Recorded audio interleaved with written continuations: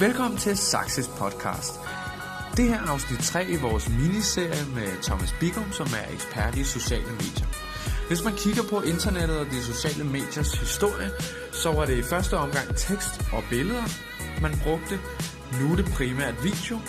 I dag der svarer Thomas på, hvad bliver det næste?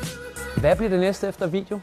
Det bliver at få videoen tættere på, og så få flere sanser på. Det er en verden, der bliver forlænget direkte med brædder ud til, at video er i en skærm og foregår 50 cm fra vores øjne eller lidt længere væk, til at få det tættere på og få det i 3D. Vi har set udvikling allerede i år med spændende ting med 360 kameraer, der er sjove med mobiltelefonen at dreje med. Vi ved, at de her briller er på vej til computerspil. Vi ved også, at det er stærkt på vej i porno.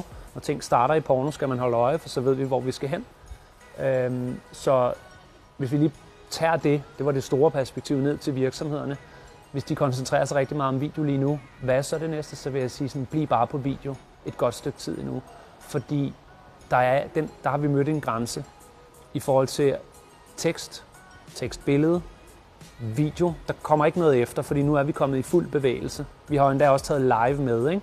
Så der er den grænse ligesom nået. Så bliv bare der, men hold øje med, om den video flytter sig ud og skal optages på en anden måde. Det er det, man skal holde øje med. Men jeg synes egentlig, at det er værd at sige, bare bliv på video. Fordi hvis du begynder at lave 360 video, før brugerne fatter, hvad det er, så bruger du alt for mange ressourcer på at lave noget, de ikke forstår. Vent til det er kommet. Også med virtual reality. Det var alt for den her gang. Tusind tak for, at du lytter med. Husk, at hvis du er interesseret i at høre mere om sociale medier, markedsføring eller generelt interviews med danske iværksættere, så kan du følge Success på Facebook, Instagram, Twitter, Soundcloud, YouTube og selvfølgelig på success.dk/blog. Kan du have det godt indtil næste gang. Hej.